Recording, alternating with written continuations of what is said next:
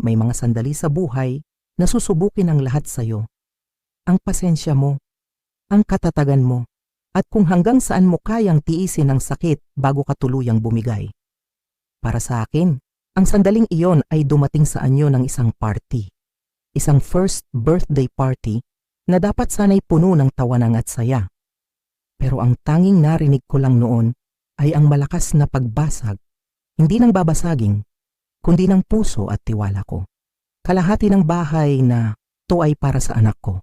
Ang mga salitang iyan parang sampal na dumapo sa pisngi ko. Hindi galing sa palad niya, kundi sa bibig ng sarili kong kapatid.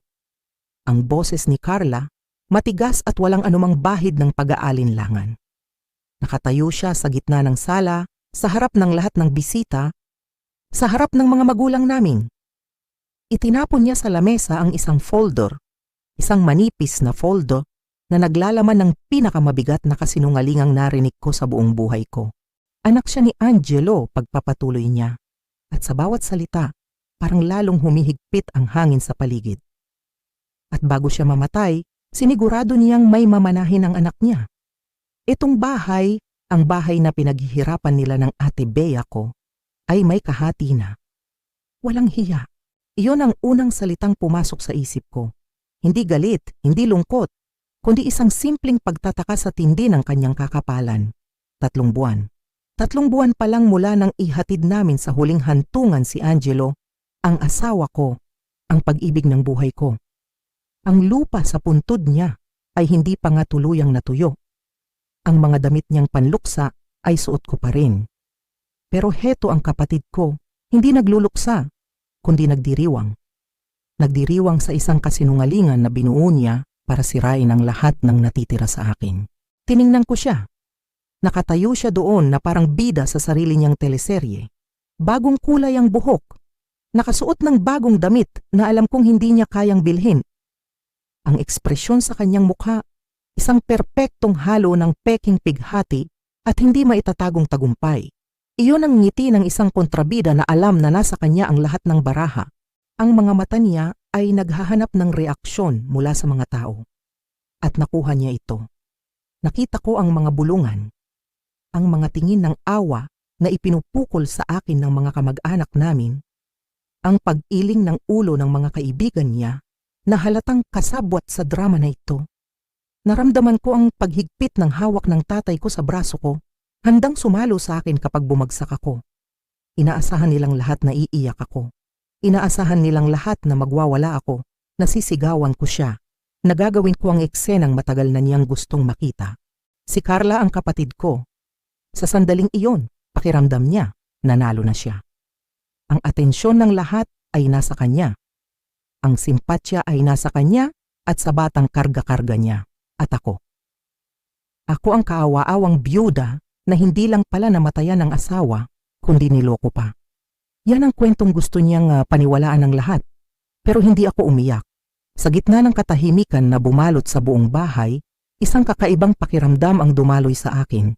Isang klase ng kalma na hindi ko inaasahan. Dahan-dahan kong kinuha ang baso ng tubig sa lamesa at uminom. Ang bawat galaw ko ay mabagal, sinasadya. At pagkatapos, ngumiti ako. Hindi isang masayang ngiti. Hindi ring isang mapait na ngiti. Kundi isang ngiti na may alam. Isang ngiti na nagsasabing, sige lang, tapusin mo muna yung palabas mo, hihintayin kita. Nakita ko ang pagkunot ng noo niya. Hindi ito ang reaksyong inaasahan niya. Ang ngiti ko ang bumasag sa feeling panalo moment niya. Bigla siyang nagmukhang tanga, nakatayo doon habang ang ngiti ko ay tila isang malaking tandang pananong sa lahat ng sinabi niya. Imbes na ako ang magmukhang kawawa, siya ang nagmukhang desperada. At sa kaibuturan ng puso ko, alam kong iyon talaga siya, desperada. Ako si Bea, 34 anyos, at sa loob ng halos 15 taon, ako ang naging anino ng kapatid ko. Hindi, mali. Ako ang naging pader na laging handang sandalan niya sa tuwing babagsak siya. Mula pa noong mga bata kami, ako ang responsable, ako ang mabait na ate. Habang ako ay nag-aaral ng mabuti, siya ay laging laman ng guidance office. Habang ako ay nag-iipon ng baon ko, siya ay laging humihingi ng dagdag na pera kay nanay at tatay para sa kung ano-anong luho. At sino ang laging sumasalo sa kanya? Ako. Nang makatapos ako ng kolehiyo at nagsimulang magtrabaho, ako ang naging breadwinner ng pamilya. Hindi dahil sa obligasyon, kundi dahil sa pagmamahal. Tinulungan ko siyang makatapos ng pag-aaral, kahit na 2 beses siyang lumipat ng kurso. Nang paulit-ulit siyang natatanggal sa trabaho, sino ang nagbabayad ng upa sa apartment niya para hindi siya mapalayas? Ako. Sino ang nagbabayad ng credit card bills niya kapag nabaon na siya sa utang? Ako at si Angelo. Oo, si Angelo, ang asawa ko. Ang asawa kong pinagbibintangan niya ngayon. Si Angelo ang laging nagsasabi sa akin, intindihin mo na lang Bea, kapatid mo yan. Ilang beses kaming nag-abono para sa mga negosyong sinimulan niya na laging nalulugi. Ilang beses naming binayaran ang mga utang na tinakbuhan niya. Ang perang pinaghirapan namin, ang perang dapat sanay para sa kinabukasan namin, para sa mga anak na pinangarap naming magkaroon, ay paulit-ulit na napupunta sa paglilinis ng mga kalat na iniiwan ni Carla. Ang sakripisyo, ilang taon naming tiniis ni Angelo ang mga invasive na tanong ng lahat. O, kailan kayo magkakaanak? Paulit-ulit. Ang sakit sa bawat pagbagsak ng regla ko buwan-buwan. Ang gastos at emosyonal na pagod sa 4 na beses na pagsubok namin sa IVF. Halos 2 milyong piso ang ginastos namin, naubos ang ipon namin para lang sa pangarap na yon. At sa lahat ng iyon, nasaan si Carla? Abala sa pakikipagparty, sa pagpapalit-palit ng nobyo, at sa pagsasabi sa akin na masyado raw akong praning sa pagkakaroon ng anak. At ngayon, heto siya. Nakatayo sa harap ko, hawak ang isang milagro na bigla na lang daw ay bunga ng isang kasalanan kasama ang asawa ko. Ang asawa kong walang ginawa, kundi ang tulungan siya. Ang sakit. Pero ang sakit na iyon ay hindi na kasing tindi ng dati. Dahil sa likod ng sakit, may isang katotohanang mas matibay. Tumingin ulit ako sa kanya, diretso sa kanyang mga mata. Hawak pa rin niya ang pekeng testamento na para bang iyon ang banal na kasulatan na magliligtas sa kanya. Ang mga tao sa paligid ay naghihintay pa rin ng susunod kong sasabihin. Pero may isang bagay siyang hindi alam. Hindi niya alam ang mga gabing umiiyak si Angelo sa akin. Hindi dahil sa pagod sa trabaho, kundi dahil sa sakit na dulot ng mga pahiwatig at hindi magandang galaw ng sarili kong kapatid sa kanya. Hindi niya alam ang tungkol sa mga text message na ipinakita sa akin ni Angelo. Mga text na puno ng mali siya na si Carla mismo ang nagpadala.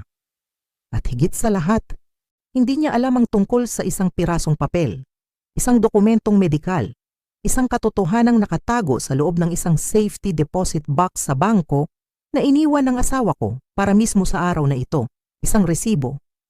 Ang resibo ng karma na matagal nang dapat niyang bayaran.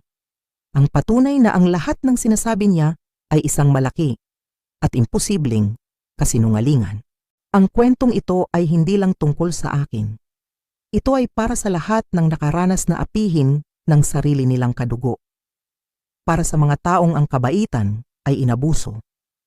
At para sa mga taong sa kabila ng lahat, ay piniling tumayo at lumaban. Hindi gamit ang dahas, kundi gamit ang katotohanan. Kung naranasan mo nang maramdamang estranghero ka sa sarili mong pamamahay, o kung pakiramdam mo ay ikaw na lang lagi ang nagbibigay at nagsasakripisyo, i-like at share mo ang video na to. At huwag kalimutang mag-comment sa baba. Saan kayo nanonood? Gusto kong marinig ang mga kwento ninyo. Mula Luzon, Visayas, Mindanao, o kahit saan pa man sa mundo. Samahan ninyo ako habang binubuklat natin ang resibong ito, isa-isa. Dahil sa kwentong ito, hindi ang kontrabida ang mananalo sa huli. Pagkatapos ng 30 minuto ng pilit ng ngiti at pakikipag-usap sa mga bisita, lumabas si Carla mula sa loob ng bahay. Karga-karga niya si Luis na napaka-cute sa suot niyang maliit na bow tie. Si Carla naman parang ibang tao. Ang buhok niya ay bagong kulay. Ang suot niyang bestida ay halatang bago at mahal. May kakaiba sa kanyang kilos. Isang kumpiyansa na hindi ko pa nakikita sa kanya dati. Para siyang artista na handa ng umarte sa pinakamalaking eksena ng buhay niya. Halos hindi niya ako pinansin habang inilalagay niya si Luis sa kanyang high chair. Pagkatapos, kumuha siya ng kutsara, tinuktok ito sa baso, at sa isang iglap, ang lahat ng atensyon ay napunta sa kanya. Salamat sa inyong lahat sa pagpunta para ipagdiwang ang espesyal na araw ni Luis, simula niya. Ang boses niya, malakas at malinaw, umaalingaw-ngaw sa buong bakuran. Itong nakaraang taon ay puno ng mga sorpresa at pagsubok tulad ng alam ng karamihan sa inyo. Nagkatinginan ang mga bisita. Si nanay naman, biglang naging abala sa pagtingin sa kanyang sapatos. Mayroon akong inililihim, pagpapatuloy ni Carla, habang inilalagay ang isang kamay sa ulo ni Luis. Isang sikreto na hindi ko na kayang itago pa, lalo na pagkatapos ng mga nangyari kamakailan. Naramdaman ko ang panlalamig ng aking mga kamay. May mali. May napakasamang mangyayari. Tumingin siya sa akin, diretso sa aking mga mata, mula sa kabilang dulo ng bakuran, at doon, binitiwan niya ang bomba. Si Luis ay hindi anak ni Troy, anunsyo niya. Ang bawat salita ay tila isang bala. Anak siya ni Angelo. Parang huminto ang mundo. Narinig ko ang mga singhap ng hangin sa paligid. Naramdaman ko ang pagtigas ng katawan ni tatay sa tabi ko.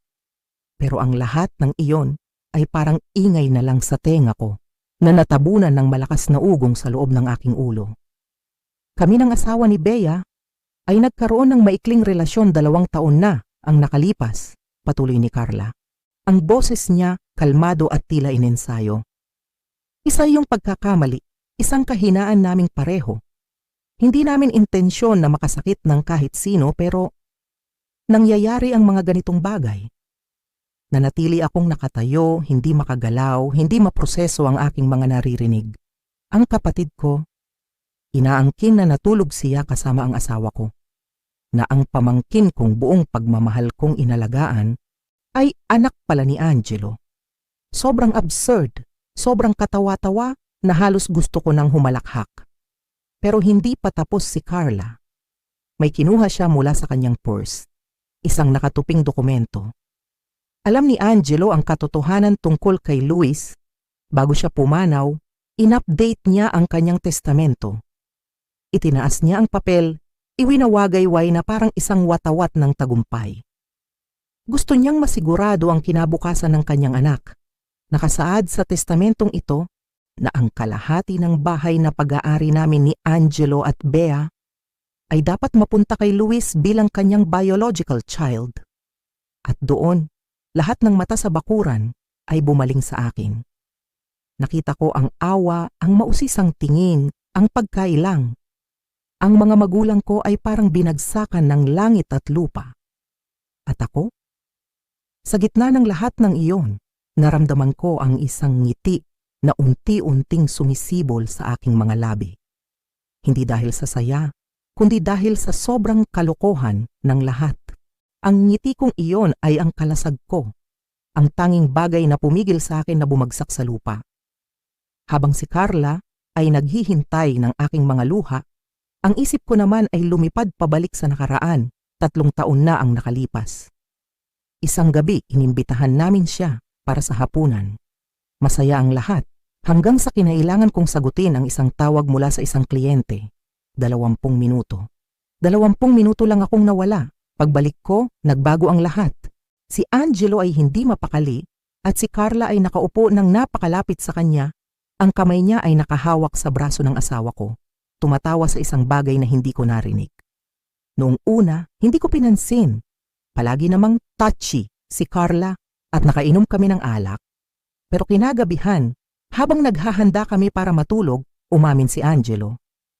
May kailangan akong sabihin sa'yo, sabi niya. Habang nakaupo sa gilid ng aming kama, ayokong maging sanhi ito ng problema sa inyo ng kapatid mo, pero ayoko ring maglihim sa'yo. Ipinaliwanag niya na habang nasa telepono ako, nilandi siya ni Carla. Hindi diretsahan, pero malinaw. Mga komento tungkol sa kung gaano ako kaswerte na sinundan ng isang suhestyong na karapat-dapat si Angelo sa isang taong tunay na nakaka-appreciate sa kanya. Nang tanggihan siya ni Angelo, tinawanan lang siya ni Carla, sinabing biro lang yon. Nasaktan ako pero hindi ako nagulat. Laging sinusubukan ni Carla ang mga hangganan.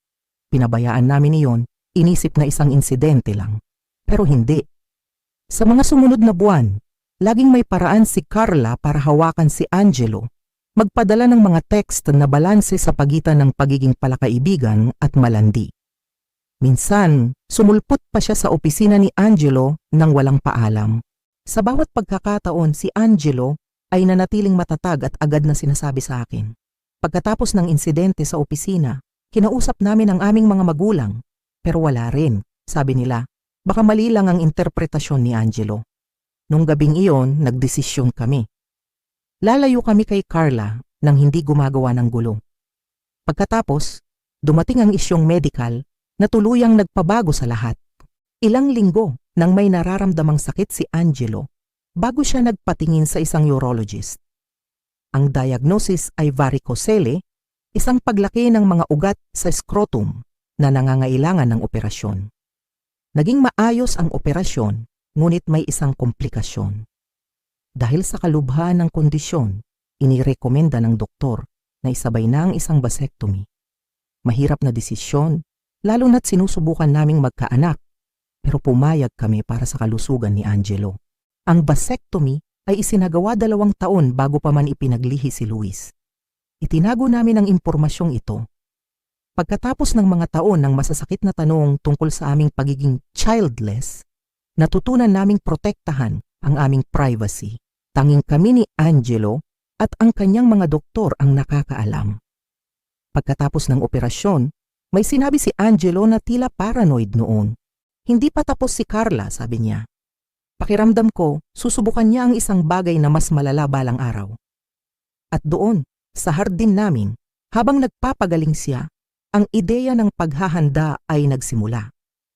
Isang ideya na magliligtas sa akin sa hinaharap. Kinaumagahan pagkatapos ng birthday party, ang una kong ginawa ay hindi ang umiyak, hindi rin ang tawagan ng mga magulang ko. Dumiretso ako sa bangko. Ang bank manager, nakilala kami ni Angelo sa loob ng maraming taon, ay nagpahayag ng kanyang pakikiramay habang ginagabayan ako papunta sa vault. Sa maliit na viewing room, mag-isa kong binuksan ang safety deposit box. Ang box na tinawag ni Angelo na aming disaster preparation kit. At sa loob naroon ang lahat, ang bawat piraso ng ebidensya na kailangan ko para labanan ang kasinungalingan ni Carla. Una, ang lehitimong testamento ni Angelo, notaryado at maayos na isinagawa na nagsasabing lahat ng kanyang ari-arian ay mapupunta sa akin, ang kanyang asawa. Walang anumang pagbanggit kay Luis. Pangalawa, at pinakamahalaga, ang mga medical record. Detalyadong mga ulat na nagkukumpirma ng kanyang vasectomy 2 taon bago pa man ipinaglihi si Luis na ginagawang imposible sa biolohikal na paraan na siya ang ama. Sunod, isang journal. Isang itim na moleskin notebook na hindi ko alam na mayroon pala siya. Sa loob isinulat ni Angelo ang bawat hindi nararapat na interaksyon nila ni Carla. May mga petsa, oras at eksaktong mga sinabi niya. Isinulat niya kung paano niya ito tinanggihan, kung paano niya sinubukang panatilihin ang kapayapaan sa pamilya at ang kanyang lumalaking pag-aalala para sa akin.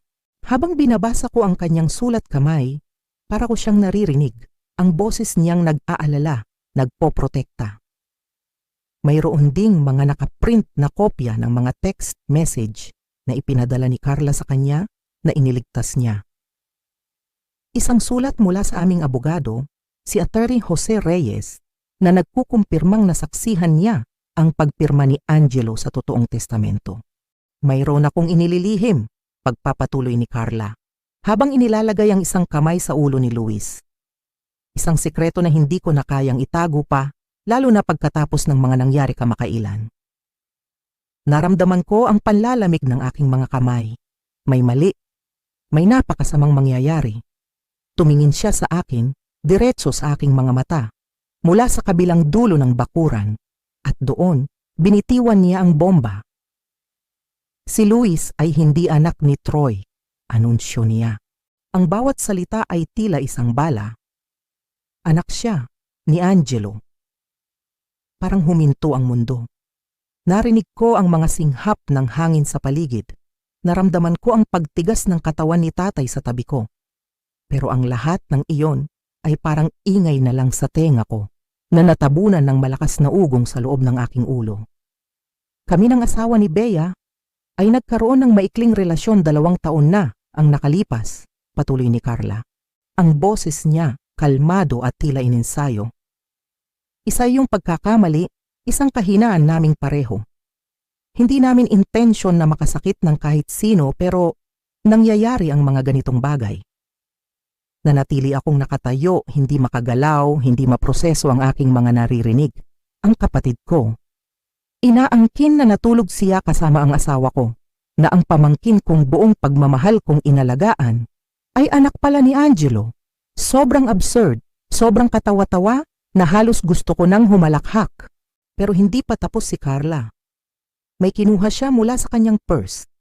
Isang nakatuping dokumento. Alam ni Angelo ang katotohanan tungkol kay Luis. Bago siya pumanaw, in-update niya ang kanyang testamento. Itinaas niya ang papel. Iwinawagayway na parang isang watawat ng tagumpay. Gusto niyang masigurado ang kinabukasan ng kanyang anak. Nakasaad sa testamentong ito na ang kalahati ng bahay na pag-aari namin ni Angelo at Bea ay dapat mapunta kay Luis bilang kanyang biological child. At doon lahat ng mata sa bakuran ay bumaling sa akin. Nakita ko ang awa, ang mausisang tingin, ang pagkailang. Ang mga magulang ko ay parang binagsakan ng langit at lupa. At ako, sa gitna ng lahat ng iyon, naramdaman ko ang isang ngiti na unti-unting sumisibol sa aking mga labi. Hindi dahil sa saya, kundi dahil sa sobrang kalokohan ng lahat. Ang ngiti kong iyon ay ang kalasag ko. Ang tanging bagay na pumigil sa akin na bumagsak sa lupa. Habang si Carla ay naghihintay ng aking mga luha, ang isip ko naman ay lumipad pabalik sa nakaraan, 3 taon na ang nakalipas. Isang gabi, inimbitahan namin siya para sa hapunan.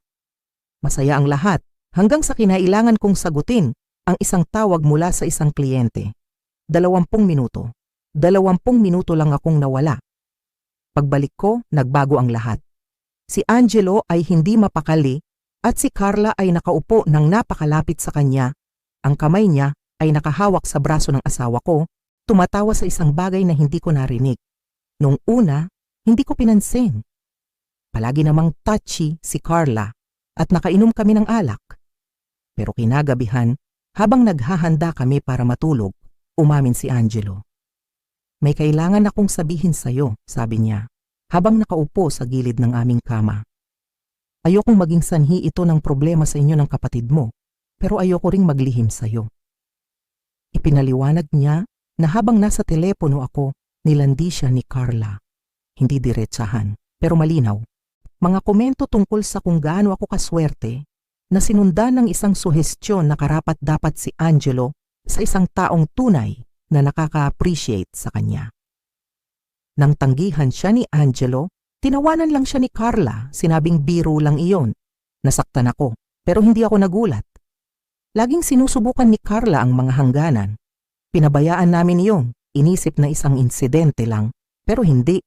Sa mga sumunod na buwan, laging may paraan si Carla para hawakan si Angelo, magpadala ng mga text na balanse sa pagitan ng pagiging palakaibigan at malandi. Minsan, sumulpot pa siya sa opisina ni Angelo nang walang paalam. Sa bawat pagkakataon, si Angelo ay nanatiling matatag at agad na sinasabi sa akin. Pagkatapos ng insidente sa opisina, kinausap namin ang aming mga magulang. Pero wala rin. Sabi nila, baka mali lang ang interpretasyon ni Angelo. Noong gabing iyon, nagdesisyon kami.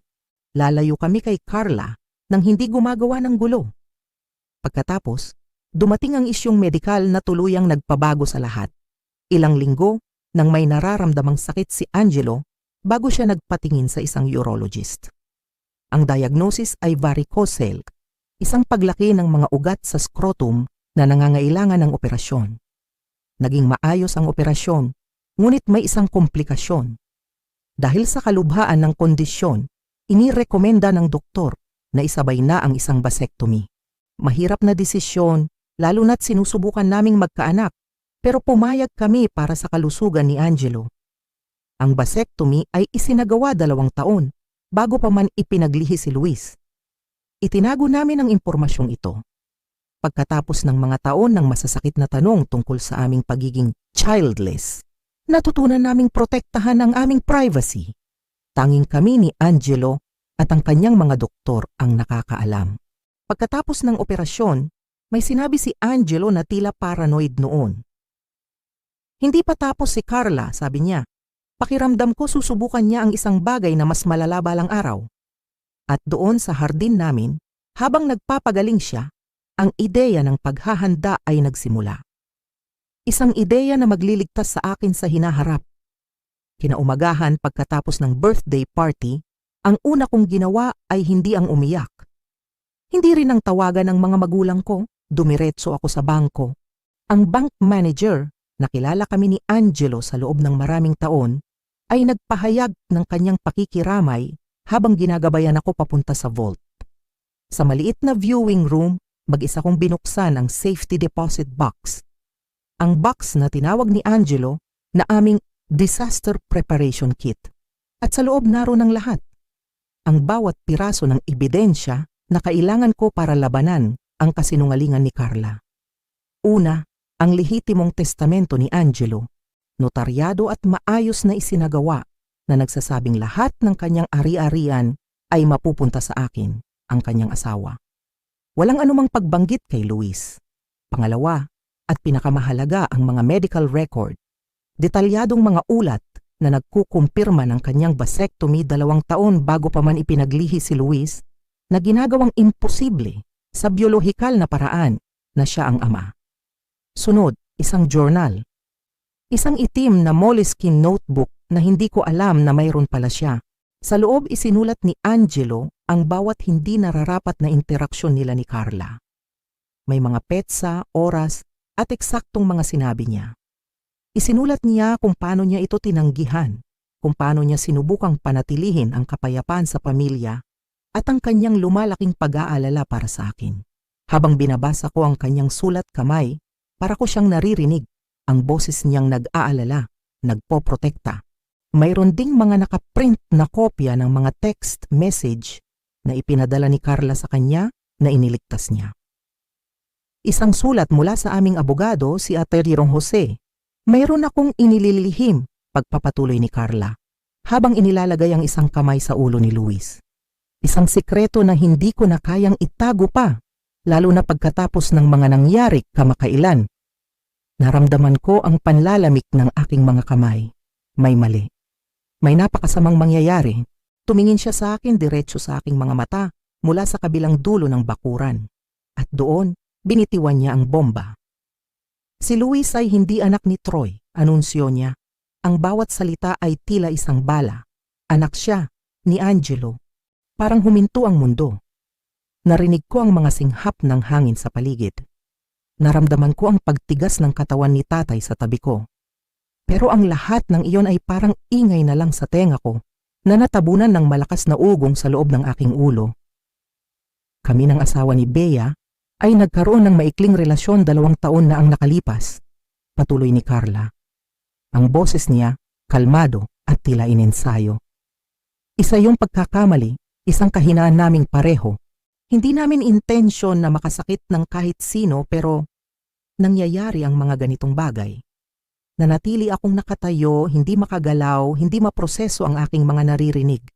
Ang kapatid ko, inaangkin na natulog siya kasama ang asawa ko, na ang pamangkin kong buong pagmamahal kong inalagaan ay anak pala ni Angelo.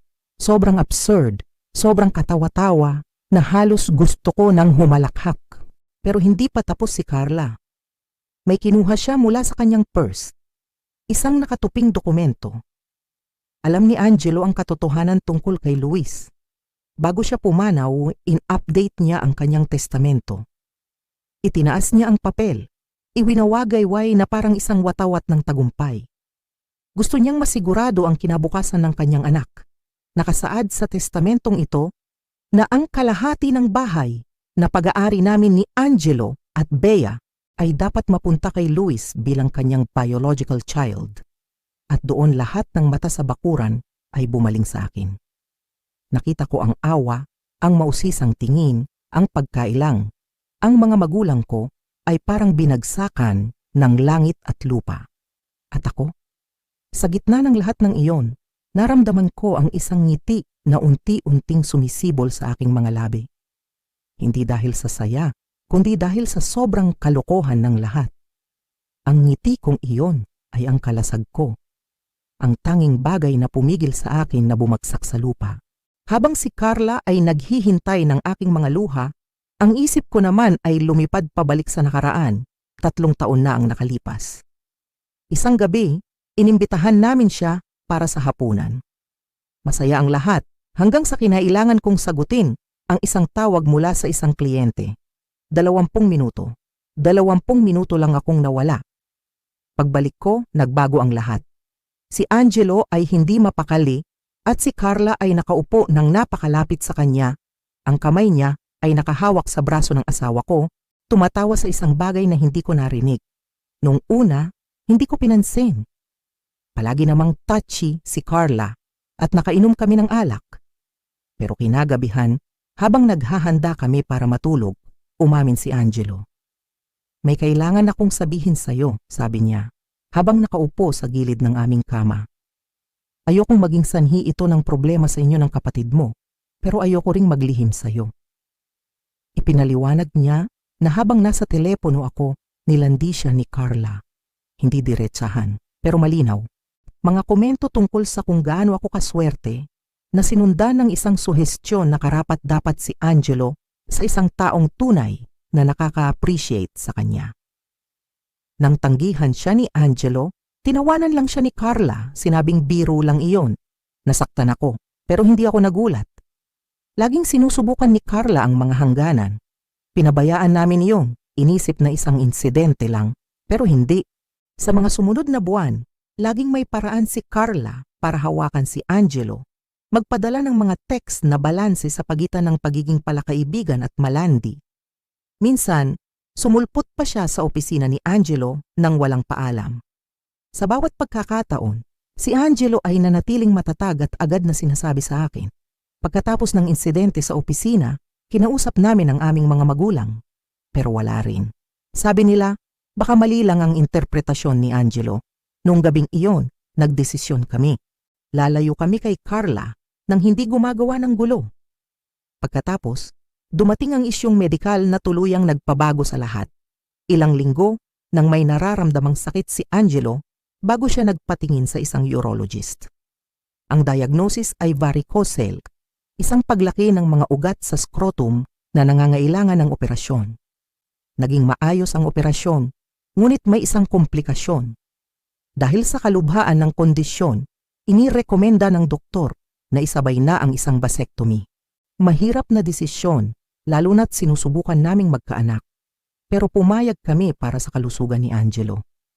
Ang vasectomy ay isinagawa 2 taon bago pa man ipinaglihi si Luis. Itinago namin ang impormasyong ito. Pagkatapos ng mga taon ng masasakit na tanong tungkol sa aming pagiging childless, natutunan naming protektahan ang aming privacy.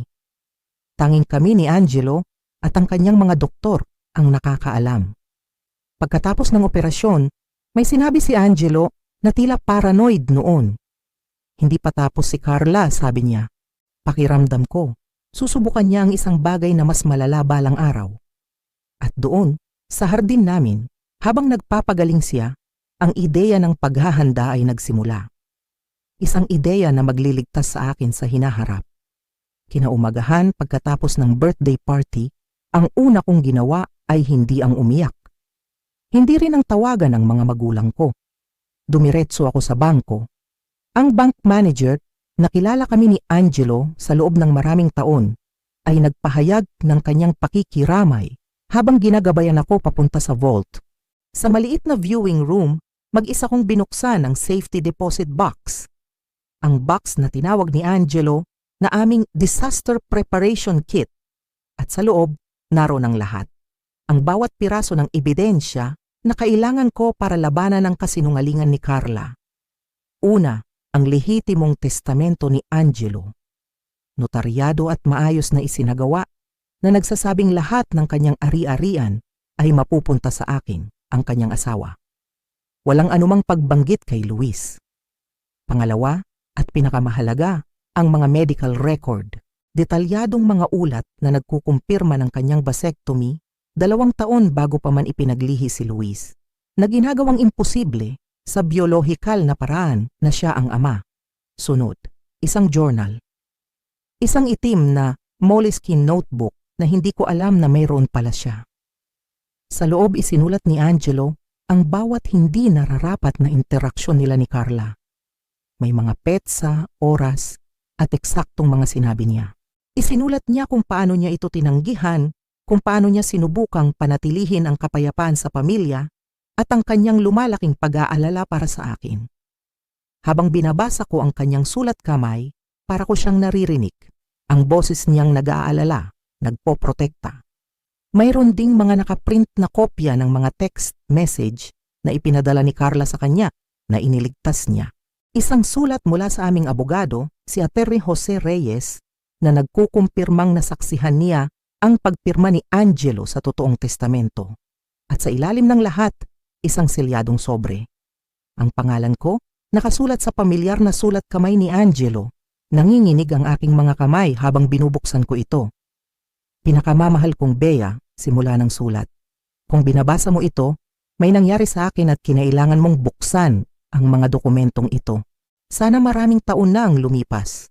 Pero kung hindi, kung ang pinakamasama ang nangyari at sinubukan kaniyang saktan sa aking pagkawala, pakiusap, alamin mo na sinubukan kong paghandaan ang bawat posibilidad. Gamitin mo ang mga ito para protektahan ang sarili mo. Alam ko kung gaano mo pinapahalagahan ang pamilya, pero karapat-dapat kang protektahan mula sa mga taong sasamantalahin ang maganda mong puso. Mahal na mahal kita. Bumuhos ang aking mga luha habang binabasa ko ang kanyang mga salita. Ang aking praktikal at malalahaning asawa ay inasahan ito. Hindi siguro ang eksaktong senaryo, pero ang posibilidad na gagamitin ni Carla ang kanyang pagkamatay para sa sarili niyang kapakinabangan. Maingat kong ibinalik ang lahat sa kahon maliban sa mga kailangan ko. Pagkatapos, tinawagan ko si Atty. Reyes at nag-schedule ng appointment sa hapon ding iyon. Ang pagluluksa ay naroon pa rin pero ngayon may kasama na itong determinasyon. Ang opisina ni Atty. Jose Reyes ay nasa isang lumang gusali sa Makati, ang tipo ng lugar na sumisigaw ng diskresyon at old money. Ilang beses pa lang ako nakapunta doon kasama si Angelo pero agad akong nakilala ng receptionist. Mrs. Preston, sabi niya, habang tumatayo para salubungin ako. Inaasahan na po kayo ni attorney, ang aking pakikiramay po sa inyong pagkawala. Si Atty. Reyes ay nasa edad na 60s, may pilak na buhok at salamin sa dulo ng kanyang ilong. Siya ang naging mentor ni Angelo nung nagsisimula pa lang ito sa law firm. Niyakap niya ako ng sandali. Bea, sabi niya, nalungkot ako nang marinig ko ang tungkol kay Angelo. Isa siya sa mga mabubuti. Opo, sagot ko, habang nanginginig ang boses. At mukhang tama rin siya sa paghahanda para sa pinakamasama pagdating sa kapatid ko. Ipinaliwanag ko ang lahat ng nangyari sa birthday party, ipinakita sa kanya ang peking testamentong dala ni Carla. Sinuri ito ni Atty. Reyes at habang tinitingnan niya, lalong kumukunot ang kanyang noo. Ito ay gawa ng isang amateur, sabi niya sa wakas. Mali ang legal na lengguwahe at ang pirma kahit magkahawig ay hindi papasa sa isang expert analysis. Pero ang katotohanan ginawa niya ito ay lubhang nakakabahala. Pagkatapos, ipinakita ko sa kanya ang mga dokumento mula sa safety deposit box, ang medical records, ang totoong testamento, at ang journal ni Angelo. Habang binabasa niya ang mga ito, nakita ko ang pagbabago sa kanyang ekspresyon mula sa pag-alala patungo sa paghanga. Si Angelo ay talagang masusi, sabi ni Atty. Reyes.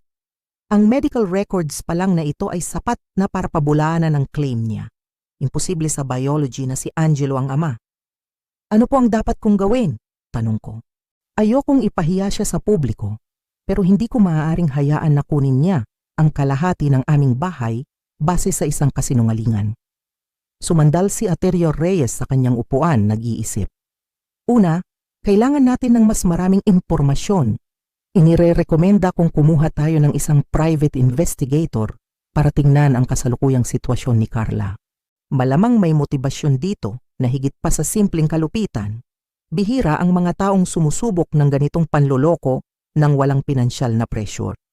Inirekomenda niya si Francisco Kiko Dantes, isang dating pulis detective. Pumayag ako at agad siyang tinawagan ni Ateri Reyes. Isang oras lang dumating si Kiko, isang lalaking matipuno, may matigas na accent ng taga Maynila at isang no-nonsense na kilos. Kumuha siya ng detalyadong mga tala habang ipinapaliwanag ko ang sitwasyon. Nagtanong siya tungkol sa history ng relasyon ni Carla sa kanyang trabaho at estado sa pananalapi. Doon ko napagtanto kung gaano kaunti ang alam ko tungkol sa kasalukuyang buhay ng kapatid ko. Kailangan ko ng ilang araw, sabi ni Kiko nang matapos ako. Ang una kong tututukan ay ang kanyang sitwasyong pinansyal at ang relasyon niya sa tunay na ama ng bata. Nagbigay ako ng kaunting impormasyon tungkol kay Troy, ang bartender. Hindi siya nandoon sa party kahapon, sabi ko, na sa tingin ko ay kakaiba para sa isang ama ng birthday boy. Tumango si Kiko. Magandang panimula yan. Babalitaan ko kayo agad. Umalis ako sa opisina na may bigat sa dibdib, pero may bagong pag-asa. Ang laban ay nagsimula na. 3 araw. 3 araw na tila isang taon. Bawat tunog ng telepono ay nagpapakaba sa akin. Sa wakas tumawag si Kiko, humihiling ng isang pagpupulong sa opisina ni Atty. Reyes. Pagdating ko, pareho silang nakaupo sa conference table, abala sa pag-aaral ng mga dokumentong nakakalat sa harap nila. Mrs. Preston, simula ni Kiko nang makaupo na kami. May mga nakakabahalang impormasyon akong natuklasan tungkol sa sitwasyon ng kapatid ninyo. Ayon sa kanyang investigasyon, si Carla ay lubog na lubog sa utang. Mahigit 4 na milyong piso, isang halo ng utang sa credit card, personal loans at mga bayarin sa ospital para kay Luis na kinailangan palang operahan sa puso ilang sandali matapos ipanganak. Ang kanyang credit score ay bagsak at 3 beses na siyang na-reject sa loan sa nakalipas na buwan. Nakaharap din siya sa eviction, patuloy ni Kiko, habang iniabot sa akin ang isang dokumento. Kopya ito ng notice na isinampa ng kanyang landlord nung nakaraang linggo. Mayroon siya hanggang katapusan ng buwan para bayaran ang 4 na buwang upa, kung hindi, kailangan na niyang umalis. At si Troy? Iniwan na pala niya si Carla at Luis ilang sandali matapos ang kapanganakan at lumipat sa Cebu kasama ang isang bagong girlfriend.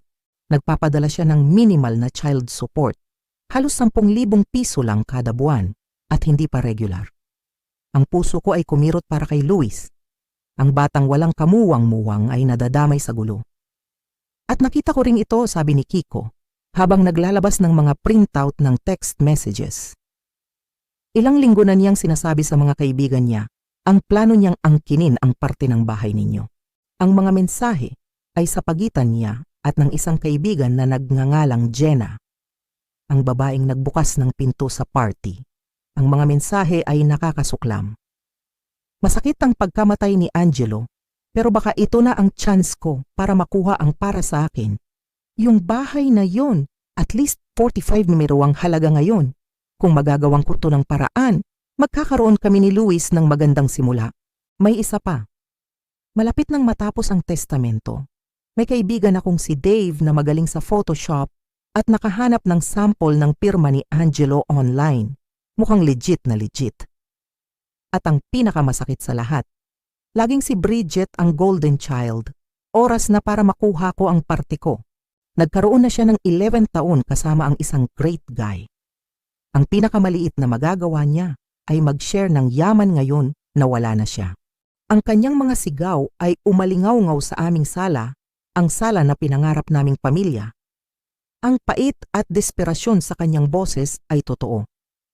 Sa unang pagkakataon, nakita ko ang kapatid ko hindi bilang isang kontrabida, kundi bilang isang taong nasisira, isang taong nalulunod. Ang galit ko ay nagsimulang humupa, napalitan ng isang pagod na pag-unawa. Si Luis ay anak ni Troy, tama ba? Tanong ko ng mas malumanay. Tumango siya habang pinupunasan ang kanyang mga mata.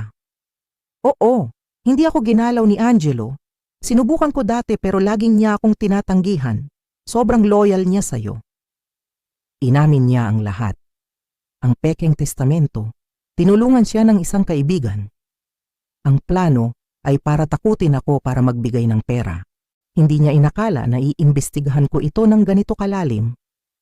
Pinatay ko ang recorder at sumandal sa aking upuan. Pinag-isipan ko ang susunod kong gagawin.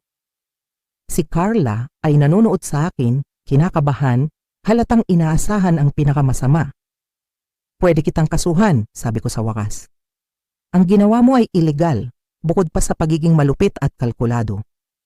Tumango siya, miserable. Alam ko, pero masasaktan si Luis, patuloy ko. At sa kabila ng lahat, pamangkin ko siya. Mahal ko siya. Humarap ako sa kanya. Tinitiyak na nakatingin siya sa akin. Kaya heto ang mangyayari. Sasabihin mo sa lahat ang katotohanan na nagsinungaling ka tungkol sa relasyon, na si Luis ay hindi anak ni Angelo at napineke mo ang testamento. Humingi ka ng tawad sa akin at sa alaala ni Angelo sa harap ng pamilya. Tapos ano?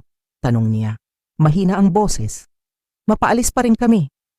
Hindi pa ako tapos, sabi ko. Kapalit ng iyong buong pag-amin at isang legal na kasunduan na hindi mo na uulitin ng ganito, tutulungan ko kayo ni Luis. Hindi sa pamamagitan ng pagbibigay ng kalahati ng bahay ko, kundi sa pagtatayo ng isang trust fund para sa edukasyon at mga pangangailangang medikal ni Luis. At tutulungan kitang makahanap ng isang matatag na tirahan. Nanlaki ang kanyang mga mata. Bakit mo gagawin yan pagkatapos ng ginawa ko? Hindi para sa'yo, tapat kong sagot. Para kay Luis. At dahil gugustuhin ni Angelo, natulungan ko ang kanyang pamangkin, kahit na sinubukan ng ina ng pamangkin niyang sirain ang kanyang reputasyon. May mga kondisyon, patuloy ko. Sasailalim ka sa therapy at financial counseling. Magkakaroon ka ng matatag na trabaho. At hahayaan mo akong maging parte ng buhay ni Luis para masigurado kong inaalagaan siya ng maayos. Kung lalabagin mo ang alinman sa mga kondisyong ito, hihinto agad ang suporta. Si Carla ay nanatiling tahimik, pinoproseso ang lahat. Hindi ko deserve ang tulong mo, sabi niya sa wakas. Hindi nga, sa ngayon ko. Pero deserve ni Luis ang isang matatag na tahanan at pangangalagang medikal. At deserve kong manatiling malinis ang alaala ng asawa ko. Ang solusyong ito ay nagbibigay sa atin pareho ng kailangan natin. Pagkatapos ng mahabang usapan, pumayag si Carla sa aking mga kondisyon. Magkikita kami kay Atelier Reyes kinabukasan para gawing formal ang kasunduan. At gagawin niya ang kanyang pampublikong pag-amin sa isang hapunan ng pamilya sa susunod na weekend. Habang papalabas siya, huminto siya sa pinto. Sorry talaga, Bea. Buong buhay kitang kinaiinggitan. Parang lahat ng bagay ay napakadali para sa'yo. Walang naging madali sa buhay ko, sagot ko. Hindi mo lang sinubukang tingnan ng mas malalim. Baka panahon na para magsimula ka. Ang hapunan ng pamilya na inayos ko noong Sabado ng gabi ay naprajenne mula pa sa simula. Maagang dumating ang mga magulang ko, dala ni nanay ang kanyang signature lasagna bilang isang peace offering. Hindi ko alam kung tungkol saan ito, sabi niya. Pero si Carla ay tumatawag sa amin na umiiyak, sinasabing pinipilit mo siyang pumunta sa isang family meeting. Hintayin na lang natin ang lahat, sagot ko. Pagsapit ng 7:00, lahat kami ay nakaupo na sa paligid ng dining table. Si Atty. Reyes ay nagpayo na i-record din ang usapang ito. Salamat sa pagpunta ninyo, simula ko. Hiniling ko kay Carla na magbahagi ng ilang mahalagang impormasyon sa inyo, Carla. Ang kapatid ko ay mukhang maputla at hindi komportable. Nakatingin lang siya sa kanyang plato habang nagsasalita. Nagsinungaling po ako tungkol kay Luis na anak ni Angelo, sabi niya, halos pabulong. Hindi po kami nagkaroon ng relasyon ni Angelo. Anak po ni Troy si Luis at pineke ko po ang testamentong ipinakita ko sa birthday party. Ang mga magulang ko ay nakatitig sa kanya, gulat na gulat. Pero bakit mo naman ginawa ang ganong bagay? Tanong ni tatay. Alam mo ba kung anong ginawa ng claim mo sa kapatid mo sa reputasyon ni Angelo? Ipinaliwanag ni Carla ang kanyang desperadong sitwasyon sa pananalapi. Habang nagsasalita siya, nakita ko ang pagbabago sa ekspresyon ni nanay mula sa gulat patungo sa awa. Anak, sabi niya nang matapos si Carla. Bakit hindi ka lumapit sa amin para humingi ng tulong? Hindi mo kailangang gumawa ng ganong kasinungalingan. Bibigyan niyo po ba ako ng 20 milyon? Prangkang tanong ni Carla. Dahil yun po ang makukuha ko kung nagtagumpay ang plano ko. Siyempre hindi namin kaya yon, sabi ni tatay. Pero kaya ka naming tulungan sa upa. Sa halip, pinili mong lokohin ang sarili mong kapatid habang nagluluksa siya. Alam ko pong mali, pag-amin ni Carla. Nilinaw na yan sa akin ni Bea. May ebidensya siya para kasuhan ako kung gugustuhin niya. Bumaling sa akin si nanay, nag-aalala. Hindi mo naman gagawin yan sa sarili mong kapatid, di ba Bea?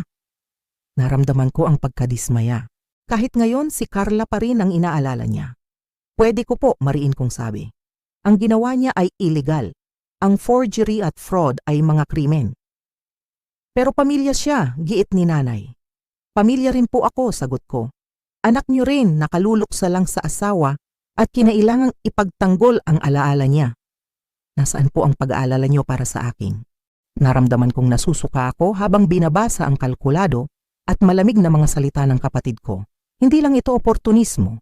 Ito ay planadong panloloko, dinisenyo para samantalahin ang aking pagluluksa. Mayroon pa, malumanay na sabi ni Kiko. Nag-background check ako kay Troy Martin, ang tunay na ama. Mayroon siyang history ng domestic violence charges mula sa dati niyang karelasyon. Nanatili akong tahimik, sinusubukang iproseso ang lahat. Ang kapatid ko ay hindi lang desperada. Handa niyang sirain ang reputasyon ni Angelo at ang aming pagsasama para lang malutas ang kanyang mga problema sa pera. Ano ang gagawin ko sa lahat ng ito? Tanong ko, habang nakatingin kina Atty. Reyes at Kiko. Hindi ko maaring ilantad ang lahat ng ito sa publiko. Inosente si Luis. Pamangkin ko pa rin siya.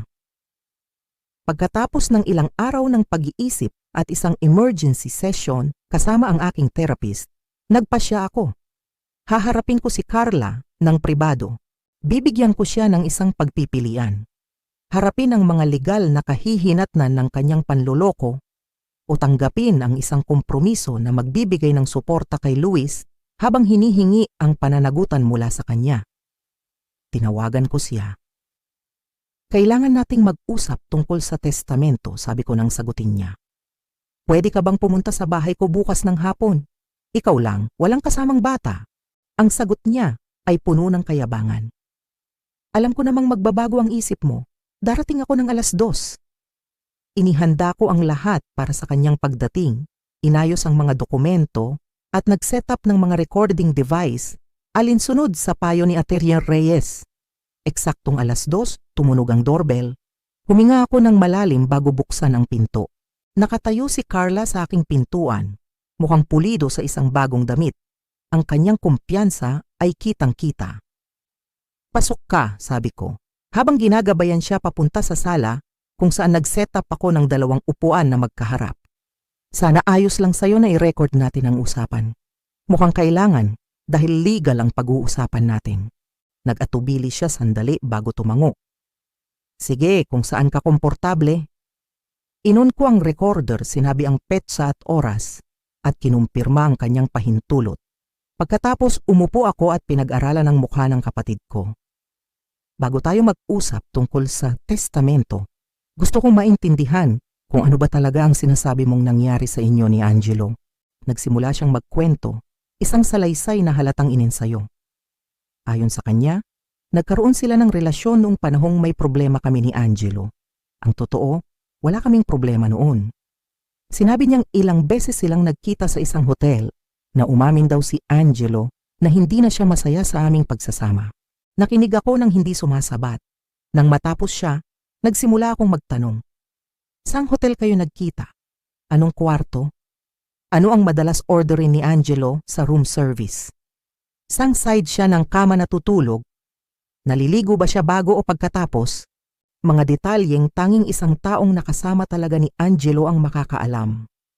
Lalo siyang nataranta, ang kanyang mga sagot ay naging malabo. Ano bang importansya niyan? Sigaw niya sa wakas. Ang punto dito, anak ni Angelo, si Luis, at pinapatunayan iyon ng testamento.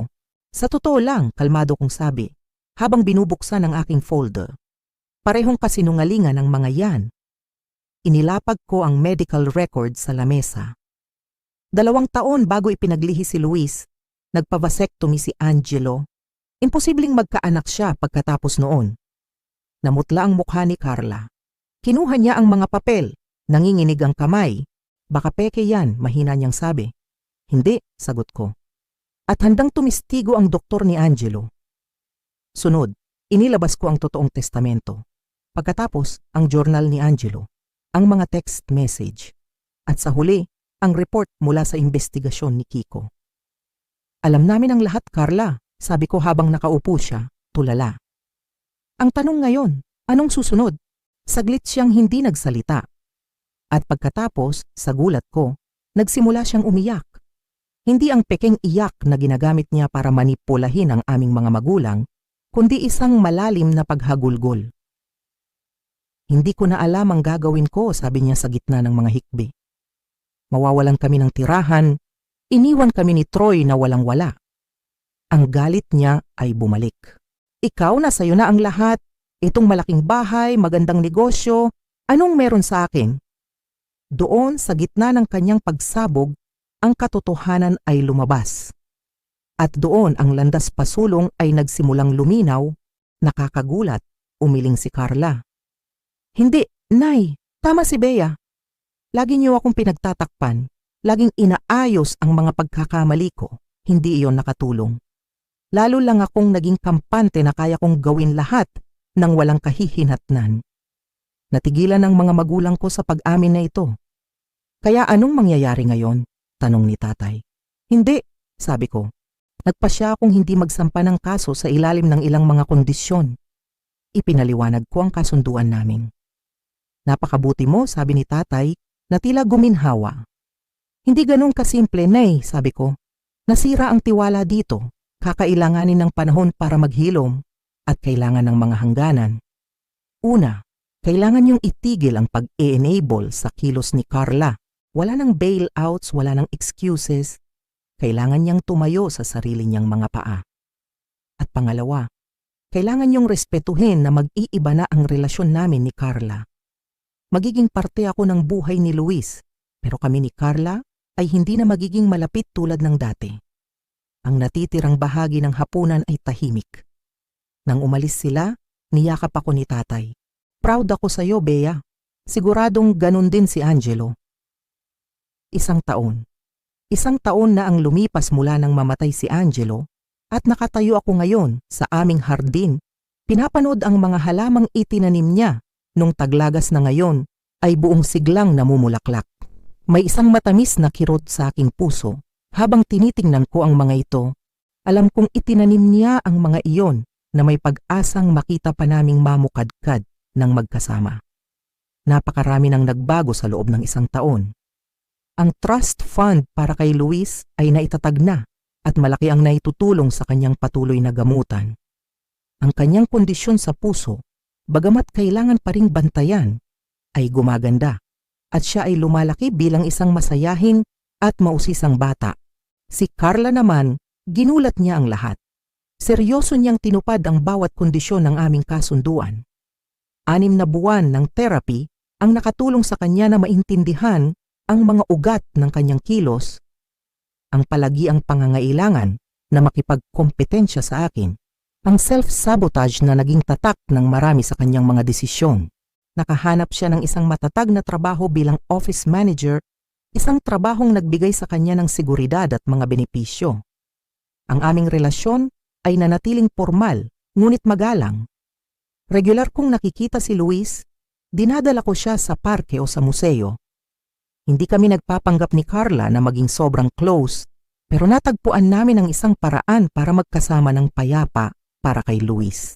Ang mga magulang ko sa simula ay nahirapan sa mga bagong hangganan na itinakda ko. Lalo na si nanay. Pero sa paglipas ng panahon, natutunan din nilang suportahan si Carla nang hindi siya kinukonsinti. Ako naman, Ang grief support group na sinalihan ko ay naging aking sandalan. Itinatag ko rin ang Adam Preston Foundation for Legal Education na nagbibigay ng scholarship sa mga estudyanteng kapuspalad. Nagbigay ito sa akin ng bagong layunin, ang makitang nagpapatuloy ang legasiya ni Angelo. At nariyan si Michael. Nakilala ko siya sa isang fundraiser ng foundation. Isa siyang propesor. Maalalahanin at mabait na may isang tahimik na pagpapatawa na nagpapaalala sa akin kay Angelo. Nagsimula kami bilang magkaibigan at unti-unti nauwi sa mga dinner date. Iba ito sa kung anong mayroon kami ni Angelo at dapat lang.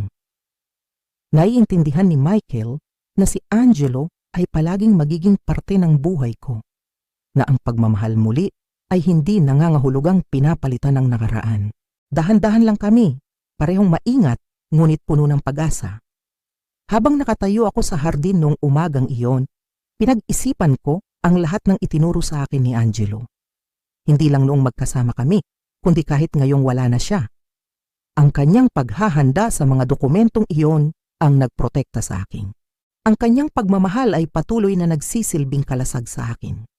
Natutunan ko ang mahihirap na aral, na ang mga relasyon sa pamilya ay nangangailangan ng malinaw na hangganan para manatiling malusog, na ang pagpapatawad ay hindi nangangahulugang paglimot o pagpayag na magpatuloy ang mga nakasasamang pattern. Pero natutunan ko rin ang tungkol sa sarili kong lakas. Minsan, ang pinakamasasakit na pagtataksil ang nagtutulak sa atin na hanapin ang lakas na hindi natin alam na mayroon tayo. Hindi mo maaaring malaman kung ano ang mangyayari pagkatapos mong mawala, sabi ko nang mahina sa hardin na minahal ni Angelo. Pero kahit paano, inihanda mo ako para harapin ito. At sa ganong paraan, ang pag-ibig mo ay patuloy pa ring nagpoprotekta sa akin. Pagtalikod ko para pumasok sa loob, naramdaman ko ang isang kapayapaan na matagal nang nawala. Hindi dahil wala na ang sakit, hindi ito tuluyang mawawala. Kundi dahil natagpuan ko ang isang paraan para dalhin ito kasabay ng pag-asa para sa hinaharap. Ibinigay sa akin ni Angelo ang regalong iyon, na ang pag-ibig ay nananatili kahit wala na ang tao, na ang paghahanda at katapatan ay mga gawa ng malalim na pag-aalaga